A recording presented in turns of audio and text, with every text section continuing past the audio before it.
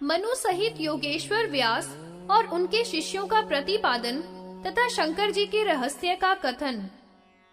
सूत जी बोले, अब मैं आप लोगों के सामने भगवान शंकर जी के अत्यंत तेजशील रहस्य को कहूँगा। सबको प्रिय लगने वाले भगवान शंकर का प्रभाव पहले संक्षेप में कहता हूँ। परम तत्व को जानने वाले परम वैरागी लोग प्राणायाम आदि 8 प्रकार के साधनों का प्रयोग करते हैं तथा अरुणा आदि गुणों से युक्त विविध प्रकार के कर्म करते हुए अपने कर्म के अनुसार स्वर्ग और नरक को जाते हैं। भगवान शंकर के प्रसाद से ज्ञान प्राप्त होता है तथा ज्ञान से योग होता है। योग से इस संपूर्ण संसार को भगवान शिव की कृपा से मुक्ति मिलती है।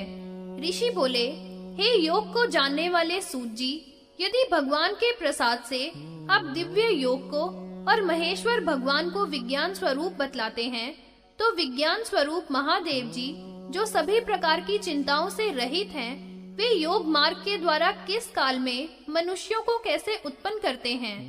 रोमहर्षण जी बोले, प्राचीन काल में देवता, ऋषि, पितृश्वर और शैल आदि मुनियों ने ब्रह्मपुत्रों से जो सुना था उसे मैं आप लोगों से कहता हूँ। द्वापर के अंत में व्यासों के अवतार तथा योगाचार्यों और शिष्यों के अवतारों को कहता हूँ। विभु के क्षमाशील 4 शिष्य हुए और ईश्वर की कृपा से शिष्य तो बहुत से हुए। उन्हीं के मुख से क्रम परंपरा से आया हुआ ज्ञान मनुष्यों को प्राप्त हुआ। भगवान की कृपा से प्रथम ब्राह्मणों को तथा अंत में वैश्यों को वह ज्ञान मिला। ऋषि लोग बोले, कौन कौन से द्वापर में, कौन कौन से युगांतर में तथा किन किन कल्पों में कौन कौन व्यास हुए, उनका चरित्र हमारे से आप कहो, क्योंकि आप यह सभी कहने में समर्थ हो। सूत जी बोले, हे ब्राह्मणों, वाराह कल्प के वैवस्वत मनवंतर और उनके अंतरों के व्यासों तथा रुद्रों को इस समय आपसे कहता हूँ। वेद पुराण और ज्ञान के प्रकाशक व्यासों को यथाक्रम इस समय आपसे कहता हूँ। ऋतु, सत्य, भार्गव, अंगिरा, सविता, मृत्यु, शतक्रतु, वशिष्ठ, सारस्वत, त्रिधात्मा, त्रिव्रत, स्वयं, धर्म, नारायण, तरक्षु, अरुणी तथा कृतंजय, तृण, बिंदु, रुक्ष, मुनि, शक्ति, पराशर, जातुकर्ण्य और साक्षात विष्णु स्वरूप श्री कृष्ण द्वैपायन मुनि व्यास हुए। अब आप लोग योगेश्वरों को क्रम से सुनिए। कल्पों और कल्पांतरों में कलियुग में रुद्र और व्यासों के अवतारों के गौरव से असंख्य योगेश्वर हुए हैं। वराह कल्प के वैवस्वत अंतर के योगेश्वरों के अवतारों को इस समय कहता हूँ तथा पुनः औरों से कहूँगा। ऋषि बोले, इस समय आप वाराह कल्प के वैवस्वत मनवंतर तथा ऊर्ध्व कल्प के सिद्धों को ही कहिए। रोमहर्षण जी बोले, हे ब्राह्मणों, स्वयंभू मुनि सबसे प्रथम, इसके बाद स्वारोचिष, उत्तम, तामस, रैवत, चाक्षुष, वैवस्वत, सावर्णी, धर्म सावर्णी, विशंग, अविशंग, शबल, वर्णक नाम के मनु हुए। आकार से लेकर औकार तक मनु कहे गए हैं। श्वेत, पांडु, रक्त, ताम्र, पीत, कपिल, कृष्ण, श्याम तथा धूम्र, सुधूम्र, अपिशांग, पीशांग, त्रिवर्ण, शबल तथा कालंधु वर्ण के मनु हुए हैं, जो नाम और वर्ण से समान है तथा ये सभी शुभ हैं। वैवस्वत मनु ऋकार स्वरूप तथा कृष्ण वर्ण के हैं। युगों के आवर्त में होने वाले अब मैं 7वें योगियों को कहता हूँ। प्रथम वाराह कल्प के सावते अनंतर में होने वाले योगावतार, उनके शिष्य तथा संतानों को क्रमशः कहूँगा। आद्य में श्वेत, रुद्र, सुतार, मदन, सुहोत्र, कंकण तथा लौकाक्षी मुनि, जैगी शव्यु भगवान, दधिवाहन, ऋषभ, बुद्धिमान, उग्र, अत्रि, सुबलक, गौतम, वेद शीर्ष, गोकर्ण, शिखंडभूत, जटामाली, अट्ठाहस, दारूक, लाडली तथा महाकाय मुनि, शूली, दंडी, मुंडीश्वर, सहिष्णु, सोम शर्मा, चल, कुलीश नाम के संसार के गुरु ये योग में अवतार हुए। हे श्रेष्ठ व्रती ऋषियों, वैवस्वत मनवंतर में होने वाले परमात्मा के स्वरूप योगाचार्यों के अवतार आपसे कहे तथा द्वापर में होने वाले व्यासों के भी नाम कहे। अब योगाचार्यों के शिष्य प्रशिष्यों को बतलाता हूँ। योगेश्वरों के 4 शिष्य हुए, श्वेत, श्वेत शिखंडी, श्वेताशव तथा श्वेत लोहित, ये 4 शिष्य हुए। इसके बाद धुंदुबी शतरूप, ऋचिक केतु, विशोक, विकेश, विपाश, पापनाशन, सुमुख, दुर्मुख, दुर्दम, दुरितक्रम, सनक, सनंद, सनातन, ऋभु सनत कुमार, सुधामा, विरजा, शंखपाद, वैरज, मेघ, सारस्वत सुवाहन, मेघवाह, महाद्युति, कपिल, आसुरी तथा पंच शिखा मुनि, महायोगी धर्माता बालकल, महातेजस्वी, गर्ग, भृगु, अंगीरा, बलबंधु, निरामित्र, तपस्वी केतु श्रृंग, लंबोदर, लंब, लंबाक्ष, लंबकेशक, सर्वज्ञ, समबुद्धि साध्य, सर्व सुधामा, काश्यप, वशिष्ठ, विरजा, अत्रि, देवसद, श्रवण, श्रविष्टक, कुणी, कुणबाहु, कुशरीर, कुनेत्रक, कश्यप, उपनाश, चैवन, बृहस्पति, उत्स्यो, वामदेव, वाजश्रवा, सुधी, शयावाशक, हिरण्यनाभ, कौशल्य, लीगक्षी, कुशुमी, सुमंतु, बर्बरी, विद्वान कबंध, कुशिकंधर, प्लक्ष, वाल्भ्य, यणी, केतुमान, गोपन, भल्लावी, मधुपिंग श्नेतकेतु, उशिक, बृहदश्व, देवल, शालिहोत्र, अग्निवेश, युवनाशव, शरद्वस, छगल, कुंडकर्ण, कुंभ, प्रवाहक, उलूक, विद्युत, मंडूक, आश्वलायन, अक्षपाद, कुमार, उलूकवत्स, कुशिक, गर्भमित्र, कौरुष्य आदि इतने योगेश्वरों के शिष्य सभी आवर्तों के हुए हैं। ये सभी विमल, ब्रह्म भूमिष्ठ तथा ज्ञान और योग में परायण हैं तथा सभी पाशुपत हैं, सिद्ध हैं और अपने शरीर को भस्म में लपेटे रहते हैं। इन शिष्यों के शिष्य प्रशिष्य तो सैकड़ों और हजारों हैं, जो पाशुपत योग को प्राप्त करके रुद्रलोक में स्थित हैं। देवताओं से लेकर पिशाच आदि तक सभी पशु संज्ञा वाले हैं। शिव सबके पति हैं, इससे उन्हें पशुपति कहा गया है। अतः उन पशुपति रुद्र के द्वारा बनाया गया योग पाशुपत योग जानना चाहिए। शिव तत्व को साक्षात्कार करने के लिए योग के स्थानों का वर्णन। सूत जी बोले, हे ब्राह्मणों, संसार के कल्याण के लिए इस समय मैं योग के स्थानों को संक्षेप में कहूंगा। गले से नीचे और नाभि से ऊपर 1 बालिस्त की दूरी पर तथा नाभि के नीचे आवर्त में और दोनों भौहों के मध्य में योग के स्थान कहे गए हैं। सभी प्रकार के अर्थ और ज्ञान का प्राप्त हो जाना ही योग कहा गया है। शिव जी की कृपा से उसमें हमेशा एकाग्रता होनी चाहिए। भगवान की कृपा से जो ज्ञान प्राप्त होता है उसको ब्रह्मा आदि देवता भी कहने में समर्थ नहीं है। योग शब्द से ही निर्वाण अर्थात महेश्वर शिव का लोक प्राप्त हो कहा गया है। उसका हेतु ऋषियों का ज्ञान है, जो शिव की कृपा से ही प्राप्त होता है।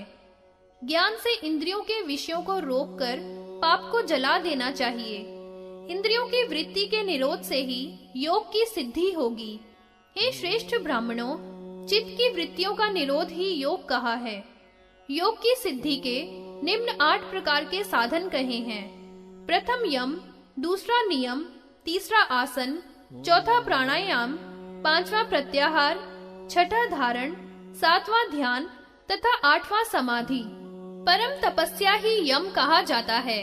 हे योगियों में श्रेष्ठ मुनियों, अहिंसा सबसे पहला यम का हेतु है। इसके बाद सत्य, अस्तेय, ब्रह्मचर्य, अपरिग्रह आदि भी यम के हेतु हैं। यहाँ तक कि नियम का मूल भी यम ही है, इसमें कोई संशय नहीं है। अपने सामने ही संसार के सभी प्राणियों को समझना ही अहिंसा कही है, जो आत्मज्ञान की सिद्धि को देने वाली है। देखी हुई, सुनी हुई, अनुमान की हुई, अनुभव की हुई तथा दूसरे को भी पीड़ा पहुंचाने वाली न हो, ऐसी कही हुई बात को सत्य कहते हैं। ब्राह्मणों के लिए अश्लील बात न कहना तथा दूसरों के दोष जानकर भी न कहना चाहिए। अपने ऊपर या दूसरे के ऊपर आई हुई मुसीबत में भी किसी का धन न लेना ही संक्षेप में अस्तेय कहा गया है तथा मन से, कर्म से, वाणी से भी लेने की इच्छा न करें, ऐसा वेदों का आदेश है। मन, वाणी और कर्म से मैथुन में प्रवृत्ति न रखना ही यतियों को और ब्रह्मचारियों को ब्रह्मचर्य कहा है। यह बात वैखानस तथा जिनके पास पत्नियां नहीं हैं, ऐसे महात्माओं को विशेष रूप से पालन करने को कही है। सपत्नी गृहस्थी को भी इसका पालन बताता हूँ। उनको तो केवल अपनी पत्नी के साथ विधि पूर्वक मैथुन करना तथा अन्यों की पत्नियों से अपनी निवृत्ति मन, कर्म और वाणी से करनी चाहिए, ऐसा स्मृतियों को बताया धर्म है। विधि पूर्वक अपनी ही पत्नी से संभोग करके स्नान करना चाहिए, ऐसा सद्गृहस्थी भी आत्मयुक्त ब्रह्मचारी कहा गया है। ब्राह्मण, गुरु तथा अग्नि के पूजन में अहिंसा का त्याग भी हो जाए तो भी कोई बात नहीं है, क्योंकि इस प्रकार की विधि पूर्वक की गई हिंसा भी अहिंसा ही है, ऐसा स्मृतियों तथा वेद का भी मत है। स्त्रियों को सदा परित्याग करें, उनका साथ कभी भी न करें। मुर्दे में जिस प्रकार का चित्त हो जाता है निवृत्ति का, वैसा ही निवृत्ति का चित्त स्त्रियों के प्रति रखना चाहिए। स्त्री अंगार के समान और पुरुष घी के समान है। इससे नारी का संसर्ग दूर से ही परित्याग कर देना चाहिए। भोग से विषयों की तृप्ति कदापि नहीं हो सकती है। मन, कर्म, वाणी से विचार करके तथा वैराग्य से ही विषय शांत हो सकते हैं। इंद्रियों के द्वारा विषयों को भोगने से काम शांत नहीं होती, अपितु अग्नि में घी आहुति देने के समान वे अधिक बढ़ती हैं। हे वेद शास्त्र जानने वाले ऋषियों, त्याग से ही अमरत्व मिलता है। वह कर्म, संतान या द्रव्य से प्राप्त नहीं हो सकता। इसलिए मन, वाणी और कर्म से विराग करना चाहिए और ऋतुकाल को छोड़कर मैथुन से निवृत्ति रखना ब्रह्मचर्य कहा है। हे श्रेष्ठ ब्राह्मणों, ये मैंने आपसे यम कहे, अब नियमों को बताता हूँ। शौच, यज्ञ, तप, दान, स्वाध्याय, इंद्रिय निग्रह, व्रत, उपवास, स्नान, अनिच्छा, ये 10 नियम कहे हैं। शिव मंत्र का जप तथा पद्म आदि आसन कहे हैं। भीतरी बाहरी पवित्रता ही शौच है। बाहरी पवित्रता से युक्त होकर भीतरी पवित्रता का आचरण करना चाहिए। शिव जी की पूजा करने वाले को अग्नि, वरुण तथा ब्राह्मण संबंधी कर्तव्य करने चाहिए। विधान पूर्वक स्नान आदि करके पुनः भीतरी पवित्रता का आचरण करना चाहिए। तीर्थ के जल में सदा ही मिट्टी आदि शरीर में लगानी चाहिए। स्नान आदि करने पर भी मनुष्य भीतरी पवित्रता से हीन होते हैं। जैसे शैवाल, मगर, मछली आदि जीव सदा मछली के द्वारा जीवन यापन करने वाले धीवर आदि भी सदा जल में रहते हुए भी मलिन रहते हैं। इसलिए हे ब्राह्मणों, सदा जल में अवगाहन करने से ही मनुष्य पवित्र नहीं होते। विधान पूर्वक हमेशा भीतरी पवित्रता भी रखनी चाहिए। आत्मज्ञान रूपी पवित्रता जल में सदा स्नान करके सुंदर वैराग रूपी मिट्टी का चंदन लगाकर अपने को पवित्र करना चाहिए। शुद्ध के लिए ही सिद्धियां प्राप्त होती हैं, अशुद्ध को नहीं। अर्थ सिद्धि के लिए संतोष पूर्वक चांद्रायण व्रत आदि से पवित्रता प्राप्त करनी चाहिए। ओंकार का जप ही स्वाध्याय कहा गया है, जो 3 प्रकार का होता है। वाणी के द्वारा किया हुआ जप अधम कहा है। उपांशु जप ही सर्वोत्तम है। मानसिक जप भी श्रेष्ठ है। इनका विस्तार से वर्णन आगे पंचाक्षर वाले अध्याय में किया गया है। गुरु की अचल भक्ति से शिव का ज्ञान प्राप्त होता है। इंद्रियों को विषयों से रोकना प्रत्याहार कहा गया है। चित्त की धारणा को संक्षेप से बताता हूँ। स्वस्थ चित्त से विचार पूर्वक एक चित्त होकर दूसरी तरफ से मन हटाकर ध्यान करना ही समाधि कहा गया है।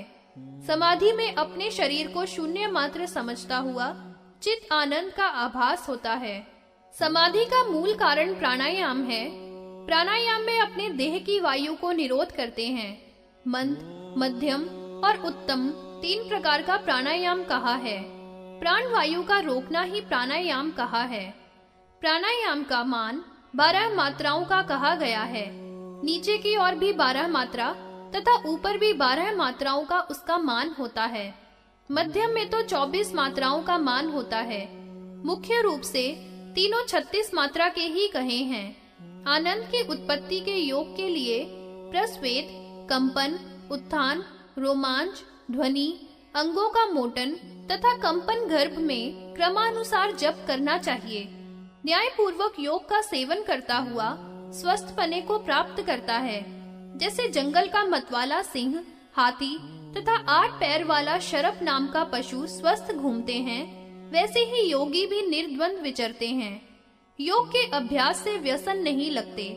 इसका अभ्यास करते हुए मुनि लोगों को मन और वाणी से उत्पन्न दोषों को जला देना चाहिए। बुद्धिमान लोग प्राणायाम से भली भांति दोषों को नष्ट करते हैं तथा श्वास के द्वारा उन्हें जीर्ण कर लेते हैं। प्राणायाम से ही दिव्य शांति, प्रशांति, दीप्ति तथा प्रसाद आदि सिद्धियों को साथ लेते हैं। हे द्विजो, इन चारों में प्रथम शांति कही गई है। सहज ही आए हुए पापों को नष्ट कर देना ही शांति है।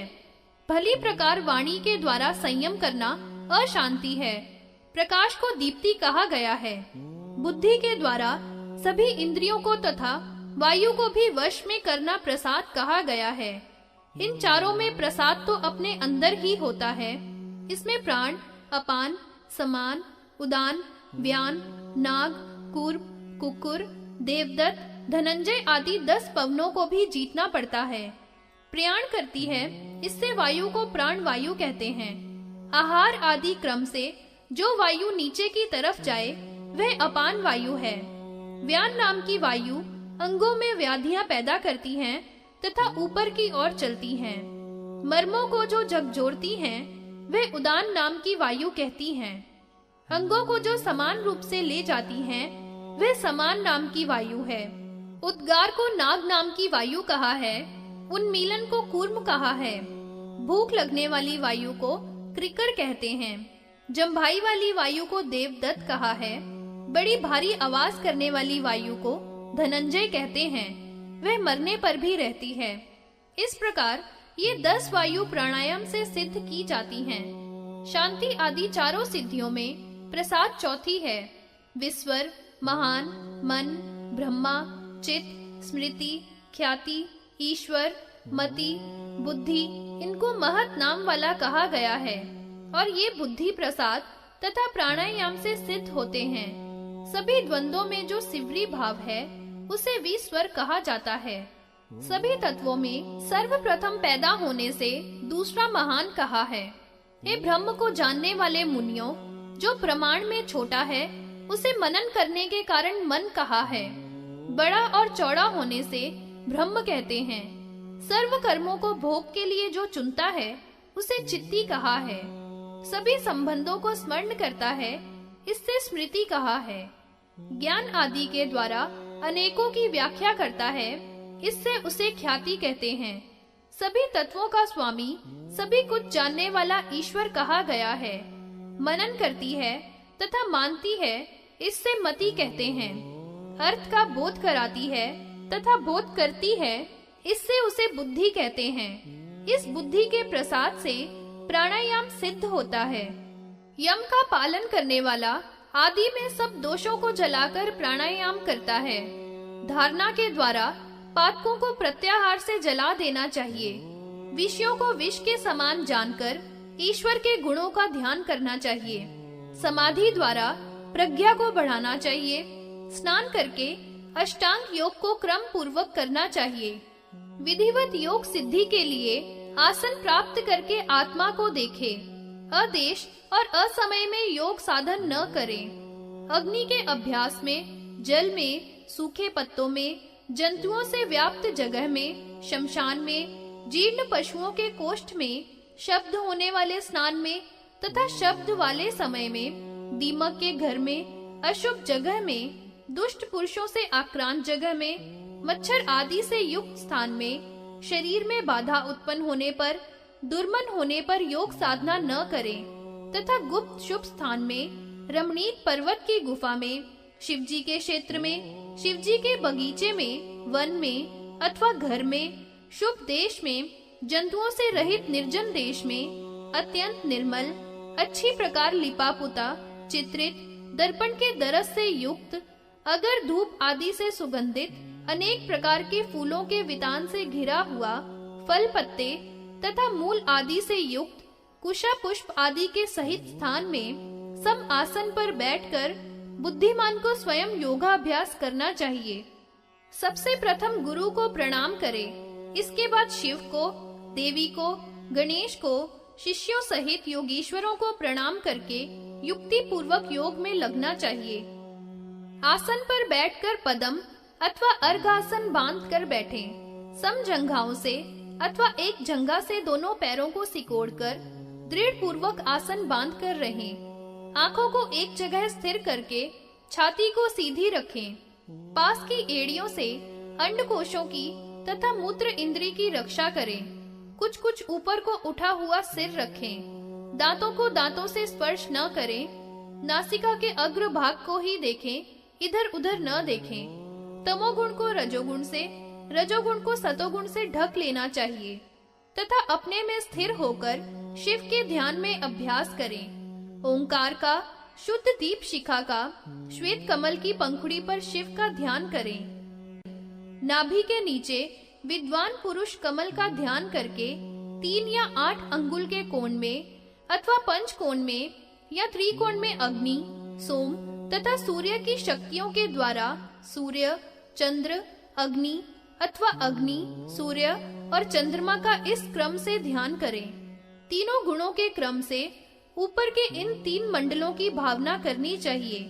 अपने में स्थित होकर रुद्र का अपनी शक्ति के अनुसार शक्ति के सहित चिंतन करें।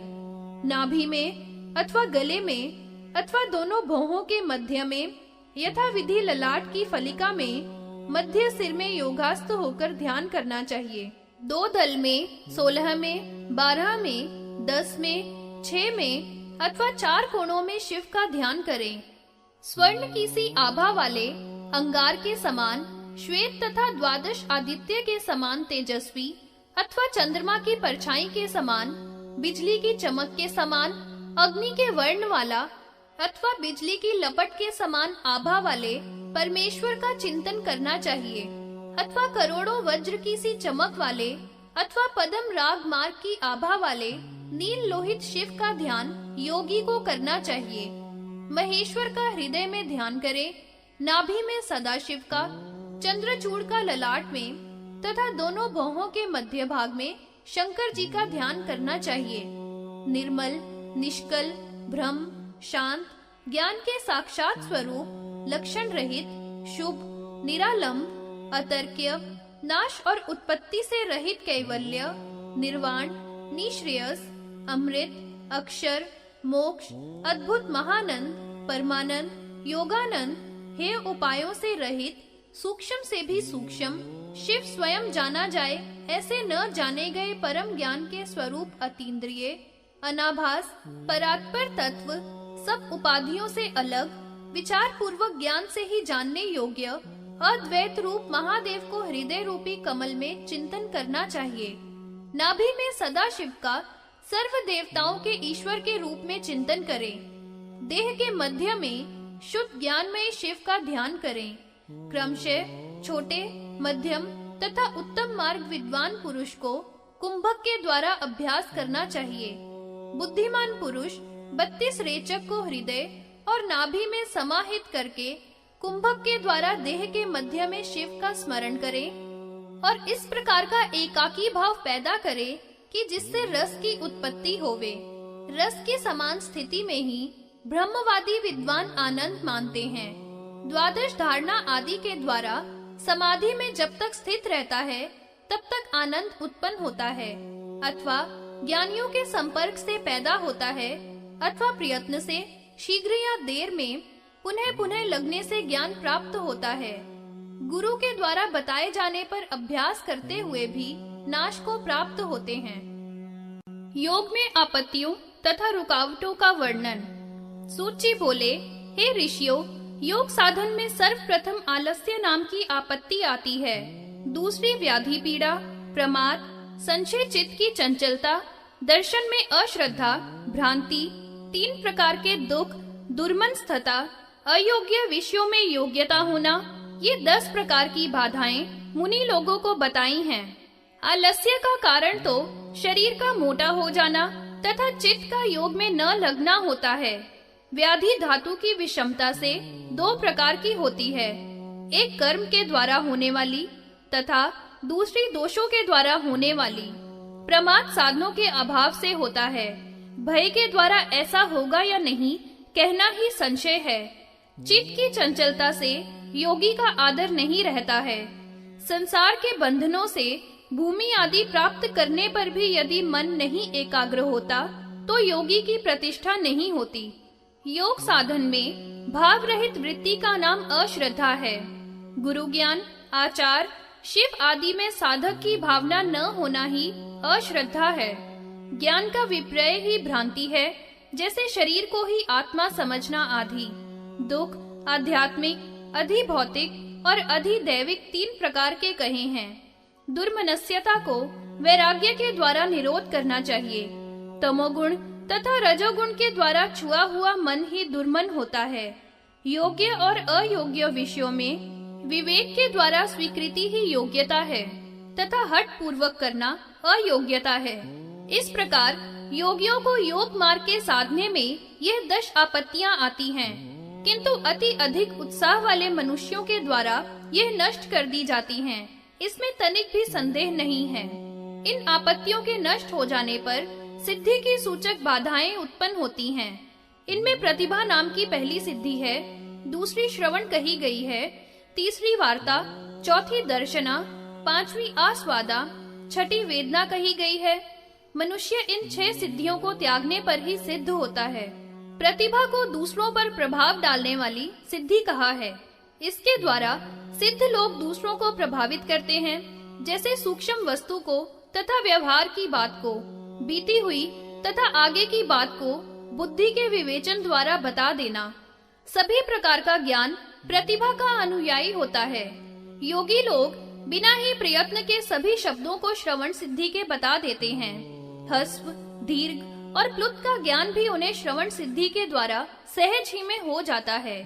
स्पर्श के द्वारा वेदना सिद्धि का मान होता है। दर्शना सिद्धि के द्वारा बिना ही प्रयत्न के दिव्य रूपों के दर्शन होने लगते हैं। दिव्य रसों का स्वाद बिना प्रयत्न के ही जिस सिद्धि से मिलता है उसको आस्वादा सिद्धि कहा गया है।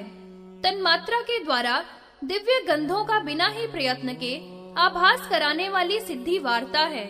इस संसार में औपसर्गिक आदि 64 प्रकार के गुण कहे हैं, परंतु योगी को आत्म कामना के लिए इन्हें सर्वथा त्याग कर देना चाहिए। इन गुणों के पिशाच, पार्थिव, राक्षस, याक्ष, गांधर्व, इंद्र, व्योमात्मक, प्रजापत्य, अहंकार, ब्रह्मा आदि नाम बताए हैं। इनमें आदि को 8 रूपों वाला, दूसरे को 16 रूपों वाला बताया है। इसी प्रकार तीसरे को 24, चौथे को 32, पांचवें को 40 भूत मात्रा का बताया है। 64 गुणों से युक्त ब्रह्मा गुण होता है। औपसर्गिक आदि गुणों का त्याग करके लोक में ही गुणों को देखकर योगी को योग में तत्पर रहना चाहिए। मोटापन, हल्कापन, बालकपन तथा जवानी आदि अनेक प्रकार की जाति देहधारियों के लिए कही गई हैं। पृथ्वी आदि अंशों के बिना ही सुंदर गंध से युक्त जो ऐश्वर्य है वह 8 गुण वाला होता है, उसे महापार्थिव गुण कहा है। जल में रहता हुआ भी भूमि पर निकल आना, इच्छा शक्ति के द्वारा संपूर्ण समुद्र को भी पीने की सामर्थ्य रखना, संसार में जो देखने की इच्छा हो उसे जल में देख लेना, जो भी वस्तु हो उन्हें कामना के द्वारा ही भोगने की इच्छा से ही भोग लेना, बिना बर्तन के ही हाथ पर जल को पिंड के समान रख लेना, शरीर से अग्नि की लौ निकलते रहने पर भी जलने का भय न होना, शरीर का घाव रहित रहना आदि 16 प्रकार के ऐश्वर्य कहे हैं। संसार को जलता हुआ दिखने पर भी जले नहीं, जल के बीच में अग्नि जलाकर अपनी रक्षा करना, हाथ पर आंच को धारण कर लेना, किसी भी वस्तु को जलाकर भस्म कर देना तथा उसे फिर ज्यों का त्यों बना देना आदि तेज संबंधी 24 गुण कहे गए हैं। प्राणियों के मन की बातों को जान लेना, पर्वत आदि महान वस्तुओं को कंधे पर धारण कर लेना, अत्यंत छोटा बन जाना तथा अत्यधिक बड़ा बन जाना, हाथों के द्वारा वायु को पकड़ लेना, अंगूठे के द्वारा दबा देने पर पृथ्वी का कांप जाना आदि ऐश्वर्यशाली गुण वात के संबंधी बताए हैं। आकाश गमन, शरीर को छाया से रहित दिखाना आदि इंद्रिय संबंधी गुण कहे हैं। दूर से शब्द ग्रहण कर लेना, सभी शब्दों का ज्ञान होना, तन मात्रता का ग्रहण कर लेना, सभी प्राणियों का दर्शन आदि ऐश्वर्य भी इंद्रिय संबंधी है। इच्छा अनुसार अपनी इंद्रियों को वश में कर लेना, संसार का दर्शन करना आदि मानस गुण के लक्षण हैं। छेदना, ताड़ना देना, बांध देना, संसार को पलट देना, सब प्राणियों की कृपा होना, काल और मृत्यु को जीत लेना, ये प्रजापतीय अहंकार के लक्षण हैं। बिना ही कारण के सृष्टि रच देना, पालन करना, संसार बनाने की प्रवृत्ति तथा प्रलय कर देना, इस अदृश्य का तथा व्यक्त जगत का निर्माण तथा अलग अलग बांटना आदि ब्रह्म संबंधी तेज का गुण है। इस प्रकार ये प्रधान वैष्णव पद भी कहे गए हैं। इनके गुणों को ब्रह्म ही जान सकता है, अन्य किसी में जानने की सामर्थ्य नहीं है। ये असंख्य गुण हैं, शिव से अन्य और कौन जान सकता है। इन परम ऐश्वर्यों को शैवी गुण कहा है और विष्णु के द्वारा जाने गए हैं। योग के उत्थान में ये सिद्धियां बाधा रूप आती हैं। इनको प्रयत्न के द्वारा वैराग्य पूर्वक रोकना चाहिए। विषयों के भय का नाश तथा अतिशयता जानकर अश्रद्धा से इन सिद्धियों का त्यागना ही विरक्ति है। अतः इन सिद्धियों को वैराग के द्वारा योग में विघ्न समझकर त्यागना चाहिए। इन औपसर्गिक का परित्याग करने से महेश्वर प्रसन्न होते हैं। उनके प्रसन्न होने पर विमल मुक्ति अथवा अनुग्रह या लीला को योगी प्राप्त होते हैं। इस प्रकार इन बाधाओं को निरोध करके विशेष चेष्टा से वह मुनि सुखी होता है। कभी कभी इस भूमि को छोड़कर आकाश में शोभा युक्त होकर क्रीड़ा करता है। कभी वह वेदों का उच्चारण करने लगता है, कभी उनके सूक्ष्म अर्थों को बतलाता है, कभी कभी श्रुतियों के अर्थों को बतलाता हुआ श्लोक बनाने लगता है, कभी हजारों प्रकार के बंधनों से बंध जाता है, कभी मृग पक्षियों के शब्द ज्ञान का बखान करने लगता है। ब्रह्मा से लेकर स्थावर जंगम तक सभी को हाथ में रखे हुए आंवले के समान देखने लगता है। बहुत कहने से क्या लाभ अनेक प्रकार के विज्ञानों को उत्पन्न करता है। हे श्रेष्ठ मुनियों, उस महात्मा मुनि के अभ्यास के द्वारा विशुद्ध विज्ञान स्थिर होता है। वह योग में लगा हुआ सभी तेजधारी रूपों को देखता है, अनेक प्रकार के देवताओं के प्रतिबिंब और हजारों विमानों को देखता है। वह योगी ब्रह्मा, विष्णु, इंद्र, अग्नि, वरुण, आदित्य, ग्रह, नक्षत्र, तारे, अनेकों हजारों भुवन, पाताल, तलों की संख्या आदि को समाधि में बैठा हुआ आत्म विद्या के दीपक के प्रकाश से स्वस्थ चित्त से अचल होकर देखता है। भगवान की कृपा रूपी अमृत से भरे हुए सत्व के पात्र को देखता है तथा अपने हृदय के अंधकार को हटाकर वह पुरुष अपनी आत्मा में ही ईश्वर को देखता है। भगवान की कृपा से धर्म, ऐश्वर्य, ज्ञान, वैराग्य, अपवर्ग प्राप्त होती है। इसमें अन्य विचार नहीं करना चाहिए। 10,000 वर्ष 1000 बार बीत जाएं, तो भी उनकी कृपा के विस्तार को नहीं कहा जा सकता। हे मुनीश्वरों, पाशुपत योग में स्थित योगी की महिमा बड़ी अपार है। योग सिद्धि प्राप्त साधु पुरुष के लक्षण तथा शिव से साक्षात्कार करने वाले उपायों का वर्णन। सूत जी बोले, हे श्रेष्ठ ब्राह्मणों, जिनके ऊपर भगवान शंकर कृपा करते हैं उनको बताता हूँ। महेश्वर भगवान सज्जनों पर, आत्मा को जीतने वालों पर, द्विजातियों पर, धर्म के जानने वाले पर, साधु पुरुषों पर, आचार में श्रेष्ठ आचार्यों पर, आत्मा में शिव को जानने वालों पर, दयालु पुरुषों पर, तपस्वियों पर, सन्यासियों पर, ज्ञानियों पर, आत्मा को वश में करने वालों पर, योग में तत्पर रहने वाले पुरुष पर, श्रुति स्मृति को जानने में श्रेष्ठ तथा हे द्विजो, श्रौत स्मार्त कर्म के जो विरोधी न हो, ऐसे मनुष्यों पर कृपा करते हैं। अब इन सब की अलग अलग व्याख्या करते हुए सूत जी कहते हैं कि हे द्विजो, जो श्रेष्ठ पुरुष ब्रह्म के पास ले जाए अथवा जाए वे संत कहे हैं। दशों इंद्रियों के विषयों को दूर करके आठों प्रकार के लक्षणों से युक्त जो पुरुष हैं तथा जो सामान्य स्थिति में और धन की कमी व अधिकता में न क्रोध करते हैं न हर्ष करते हैं, वे जितात्मा पुरुष कहे जाते हैं। ब्राह्मण, क्षत्रिय, वैश्य में युक्त पुरुष द्विजाति कहलाते हैं।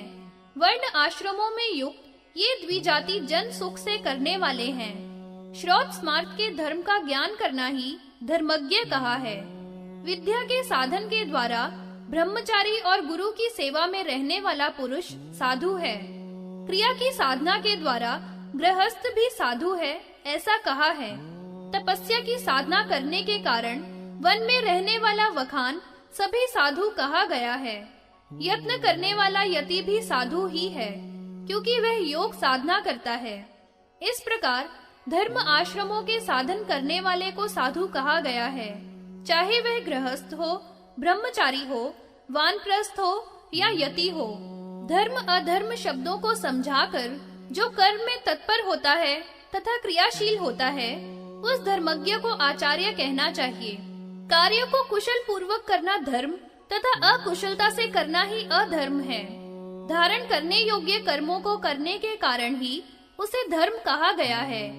अधारण करने योग्य कर्म ही अधर्म कहे गए हैं। धर्म के द्वारा इष्ट की प्राप्ति आचार्यों द्वारा उपदेश की गई है तथा अधर्म से अनिष्ट की प्राप्ति बताई गई है। वृद्ध जो लोलुप न हो, आत्मज्ञानी हो, अदम्भी हो, अच्छी प्रकार विनीत हो, सरल हो आदि गुण संपन्न जन आचार्य कहे गए हैं। अपने आप भी जो धर्म आचरण करते हैं तथा दूसरों में भी आचार स्थापित करते हैं, शास्त्र और उनके धर्मों का भली भांति आचरण करने वाले आचार्य कहलाते हैं। श्रवण करने से जो कर्म किया जाता है उसे श्रौत तथा स्मरण करने से जो कर्म है उसे स्मार्त कहा जाता है।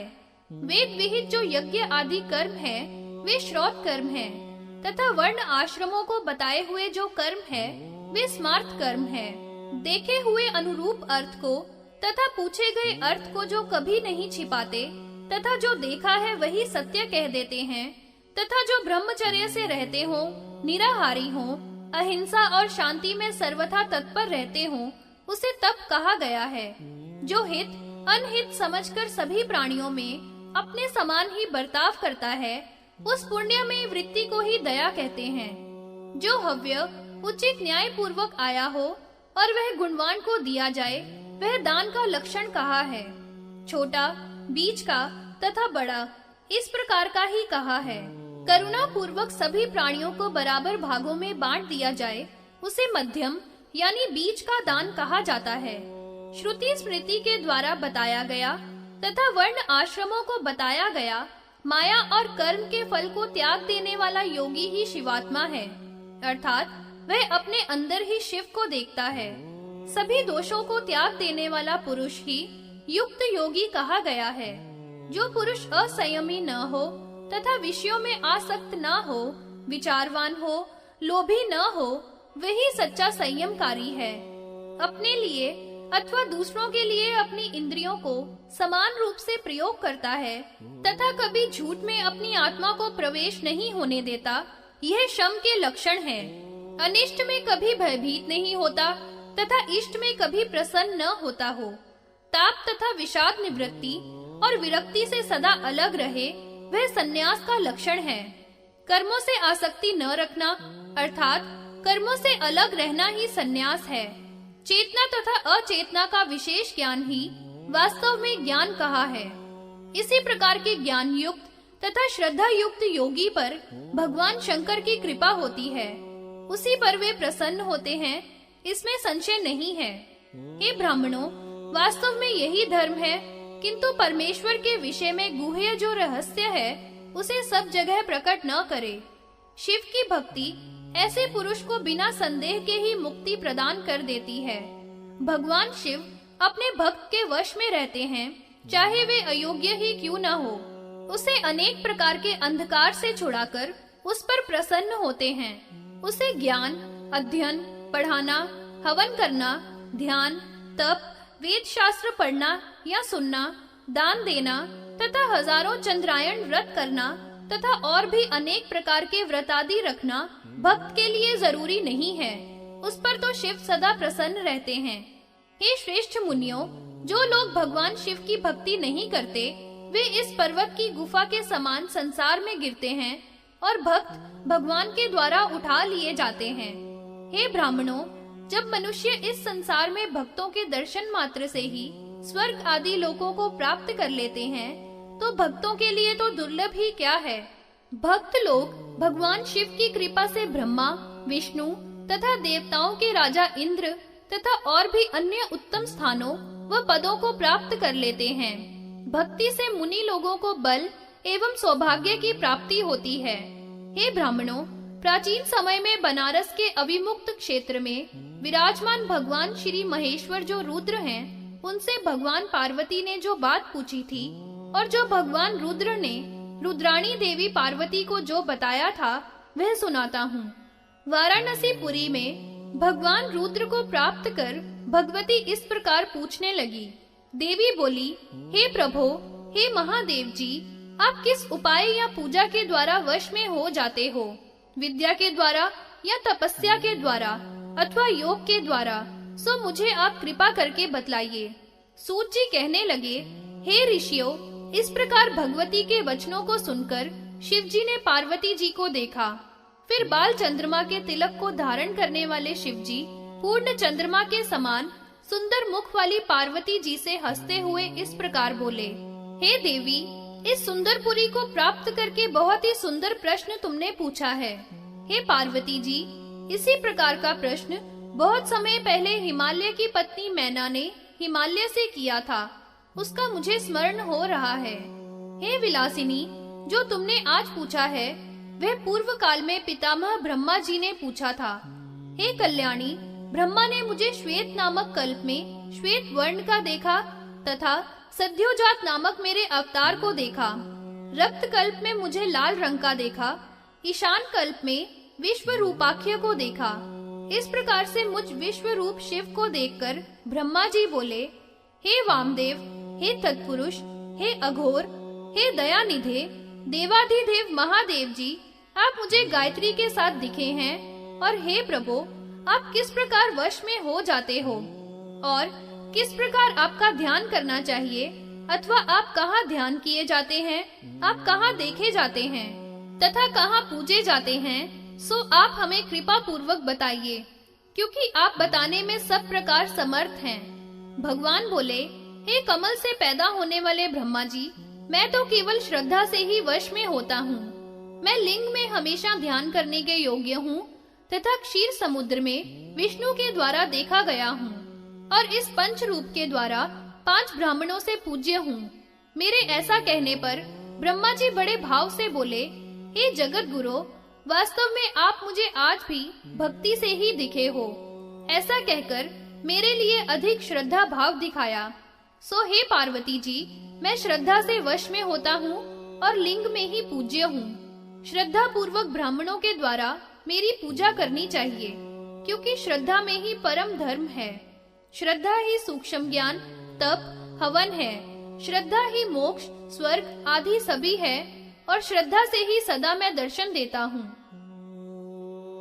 श्वेत लोहित कल्प में सद्योजात की महिमा का वर्णन। ऋषि बोले, हे सूत जी, पुराण पुरुषोत्तम महात्मा वामदेव महेश्वर जो सद्योजात जी हैं, उन्हें ब्रह्मा जी ने किस प्रकार देखा। उन अघोर और ईशान रूप सद्योजात भगवान के महात्म्य को कहने में आप समर्थ हैं, सो हमें कृपा पूर्वक उसे कहने की कृपा करिए। सूत जी बोले, हे ब्राह्मणों, 29वें कल्प को श्वेत लोहित कल्प कहा है। उस कल्प में ध्यान करते हुए ब्रह्मा के सामने शिखा से युक्त सफेद और लाल रंग का एक कुमार उत्पन्न हुआ। उस शोभा संपन्न पुरुष को देखकर ब्रह्मा ने हृदय में ध्यान करके उस महात्मा को ब्रह्म स्वरूप माना और उस झट या शीघ्र पैदा होने वाले को परात्पर ब्रह्म जानकर वंदना की तथा ब्रह्म रूप से ही उसका चिंतन किया। उन सद्योजात के पाद से ही महान यशस्वी श्वेत रंग के सुनंद, नंदन, विश्वनंद और उपनंद नाम के शिष्य भी प्रकट हुए, जिनसे वे सदा घिरे रहते हैं। उनके आगे श्वेत वर्ण की आत्मा वाले श्वेत नाम के महामुनि विराजमान रहते हैं। तब वे सभी मुनि लोग महेश्वर सद्योजात को प्राप्त करके उन शाश्वत का बहुत ही भक्ति भाव से गुणगान करने लगे और अंत में उन्हीं को प्राप्त हुए।